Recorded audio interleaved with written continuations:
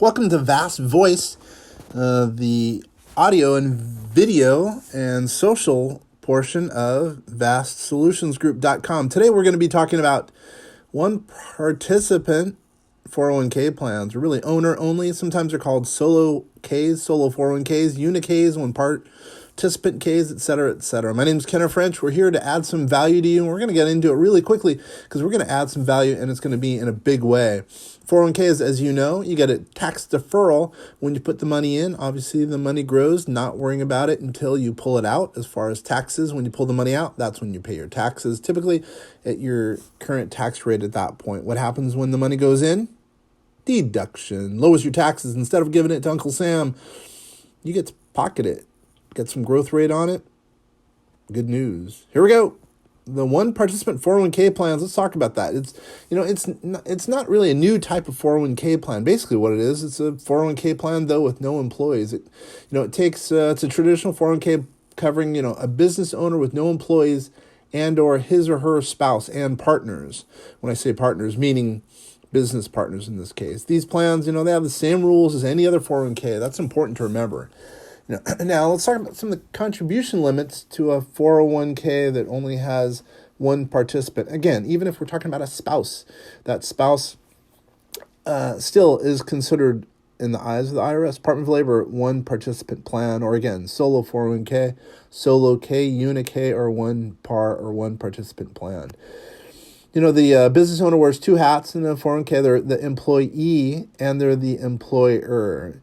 Contribution made to the plan, it can be made in both capacities, meaning as the employee or the employer.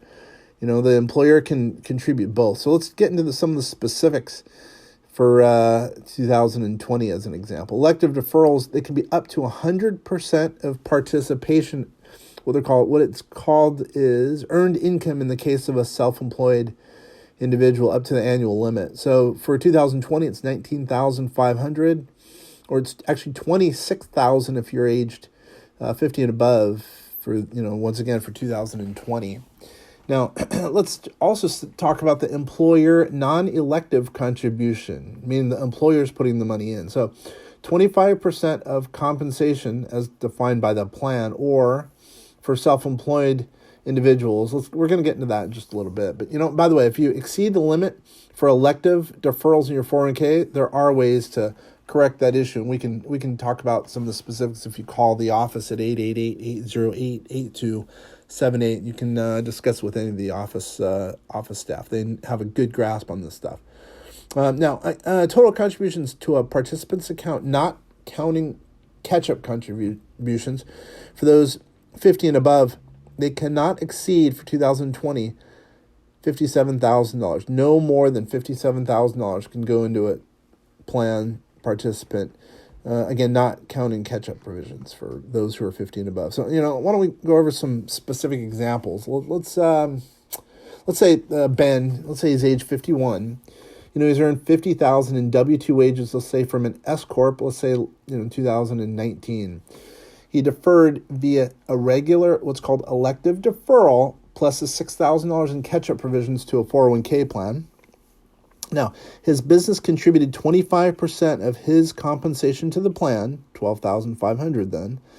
His total contributions to the plan then for 2019 were $37,500. This is the maximum that can be contributed for the plan for 2019 then, So now, let's say a business owner who's also employed by a second company and participates in its 401k plan. Now, you have to bear in mind these limits on elective deferrals are by the person, not by the plan. So, meaning you can only still put in those limits we've talked about. Even if you're in 10, 15, 20 companies, you still have to subscribe to those examples. Once again, to a participant's account, not counting catching contributions for those over 50 and above for 2020 can't be any more than $57,000. So, by the way, so a business owner who's employed by a second company, now it's obvious, there are maybe not obvious, but there's other things you could do to increase deferrals. You can combine plans, et cetera, et cetera. Once again, you can call the office. We can give you some specifics if you're interested. Contribution limits for self-employed individuals. Let's go over that a little bit. detail. You must make a special computation to figure the maximum amount of elective deferrals and non-elective contributions you can make for yourself. So, when figuring the contribution, figure the comp as earned income, which is, once again, defined by net earnings from self-employment income after deducting both 1/2 of your self-employment income tax and a contribution for yourself.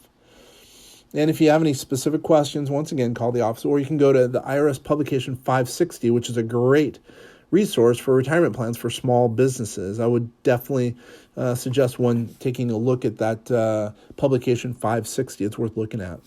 So why don't we talk about testing for a one participant 401k plan or Uni-K plan or what have you. So a business owner with no common law employees, so if you have no employees, you do not need to perform non-discrimination tests because you're just the only employee. So you don't have to worry about that. But now the no testing advantage vanishes if the employer hires any employees. Not good if that's the case. Obviously, I can't touch base about your business, but as it relates to the 401k plan, if that's the only goal in mind, probably doesn't make sense to hire employees because then you have to do testing and there's some very specific reporting requirements that are then due. So, no matter what the 401k plan is called, because it's called a lot of things by a number of plan providers out there, it's got to meet the rules of the IRS code. So if you hire an employee, again, no matter what the name is, and they meet plan eligibility requirements, remember, you have to pass tests. You must include them in the plan no matter what, and their elective deferrals will be subject to non-discrimination testing rules. So meaning there are certain tests that have to occur, and it's worth talking to your provider about some of those testing. Sometimes testing issues. Sometimes they're not done appropriately, and they bring up potential audit flags, and you probably don't want that. Now, if you include eligible employees from your 401k plans and you make a mistake, there are remedies for that, and you can research those via Google or the web, or specifically YouTube. We actually have something out there at vastsolutionsgroup.com. Check us out on the YouTube, how to correct a plan if there's been a mistake. And by the way, so a one participant 401k plan is generally required to file what's called a Form 5500 SF. S is in Sam, F is in Frank. If it has $250,000 or more in the assets, actually at any point during the year. A one participant plan with fewer assets may be exempt from the annual filing requirement. So what I would say is it really depends on the circumstance if this is a good idea for you, a 401k plan. But generally speaking, I'm going to say it's a good idea to have a 401k plan if someone's looking for current tax deduction. They have maybe $26,000, $25,000, maybe $19,000 if they're below a certain age, if they want to lower some tax liability and save for retirement. Sometimes it makes a lot of good sense to adopt a Uni-K or 401k plan, etc. If you need any help, please give us a call, or you can check us out on the web, www.vastsolutionsgroup.com, or, of course, as I mentioned, give us a call, 888-808-VAST or 8278. Once again, it's Kenner French with Vast Voice. Good luck out there.